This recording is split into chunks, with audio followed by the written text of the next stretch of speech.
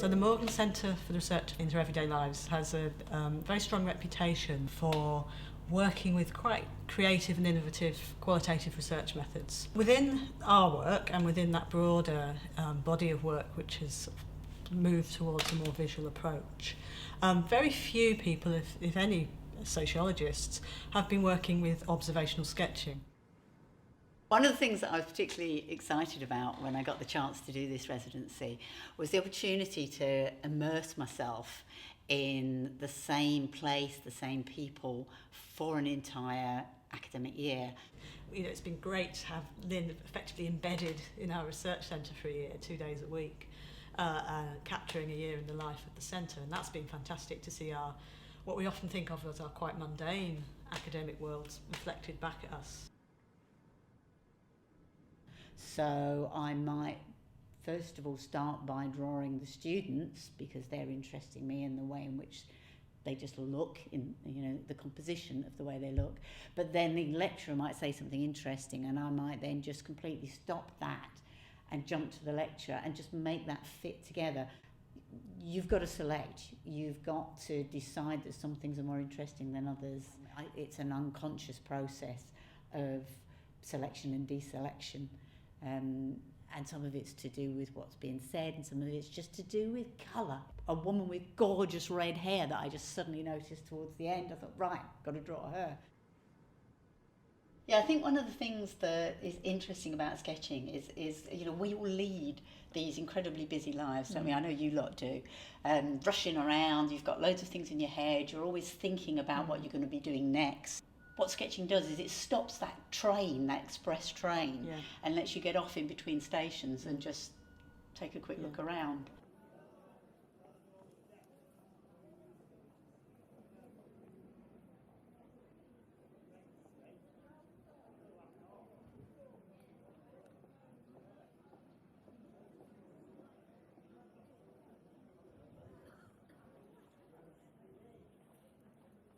Hanging over this was the question as to why no one was really using in situ observational sketching as a method. From initial discussions with colleagues, I wondered if part of that was because we were all a bit terrified of exposing our inabilities. Could you learn techniques that would allow you to actually engage with those methods in a way that was meaningful and useful in our work? One of the things that I've enjoyed about working with the Morgan Centre team is the incredible variety of projects that they're involved with. And one of those actually took me into a lab. I envisaged test tubes and things, but of course it was a modern lab. Didn't look like that at all. Well, for about 7 years now, I've been studying a field called synthetic biology. And as a sociologist, I'm interested in how new ideas get made in science, how a new field emerges and consolidates and how it becomes mundane, but also how new technologies are produced in a laboratory all the way through to everyday society. So I have become a budding artist since Lynne got started in the Morgan Centre, but I wouldn't say that it was something that I was comfortable with to begin with at all. A lot of what I'm doing is about being in the moment. It's about the process. And I think if you focus on the process and enjoying just doing what you're doing, what you get at the end may or may not be successful, but that kind of isn't the point. No. And I think if you can actually think in that way, it's very liberating. I think part of what Lynne's done really well is to help us get used to not being competent at something. And as academics, that can be quite a challenge because we're used to being experts in whatever it is that we spend our days doing. One example of that change that Lynne has brought to my work in terms of making me look at a space, in terms of making me look at the visual elements of the things that I study, has happened when I've been in the laboratory with her, for example. And in the process of trying to draw some of the things that they were doing, I managed to spill some substance all over my hands. Once they'd cleaned me up, they gave me some blue plastic gloves to wear for the rest of the day to do my drawing in. And in the laboratory, she helped me see, for example, some of the more boring facts of being in a laboratory. Sometimes there's just stillness, sometimes there's whirring in the background. The noises, the atmosphere of a laboratory has kind of come to life through the visual sense, which was a bit surprising in some ways. I'm very interested in time. I'm interested in the idea that in a standard sketchbook, you're just capturing a snapshot of time, one thing that happens maybe for 2 minutes, maybe for an hour. But with the concertina format, you can actually have the passage of time far more easily represented. So I might take one particular event that goes across an entire day, and I can weave things that happen as they happen. I can tuck images together and bits of text and try and get that sense of the flow of the images reflecting the passing of time.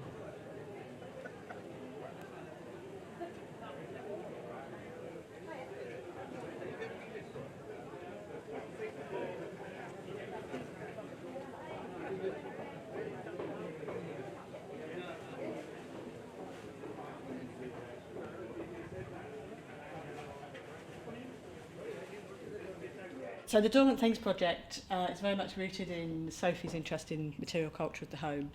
Sophie is going into people's houses, rummaging through their cupboards, through their wardrobes, through their kitchen drawers, and getting people to talk about what is in there and the things that have lain there for years on end. But then we have this additional layer of Lynne going into some of those interviews and sketching what's going on. We focused in particular on this particular image, which is just her children's painting palette. And it was just, something they'd sat down and done together as a family, her and her children. And then she put it away, not knowing that that was the very last time that was ever going to happen, because they then just grew. And she just couldn't bear to wash it, let alone throw it away. And so that was going to live in the cupboard forever. And there was such strong significance to that and resonance with it, that the fact that I'd actually managed to get that across in the drawing got her really choked up. So I think that demonstrates that doing this actually does achieve something extra.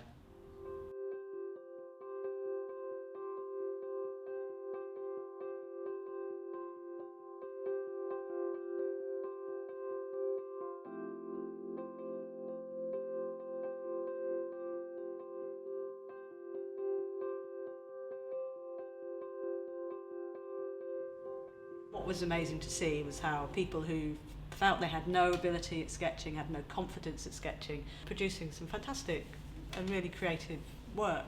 One of the ways in which we did that was to keep our own sketchbooks as individuals, but also we collectively had a whole set of concertina sketchbooks of our own, which we used in a bit like a chain sketchbook, we called them.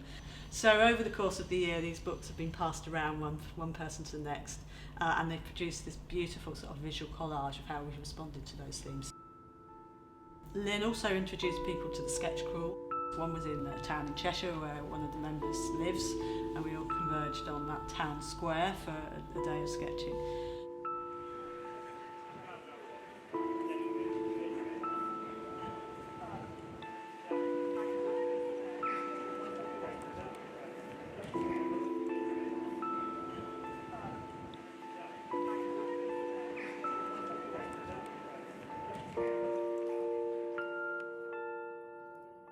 That was a very challenging experience.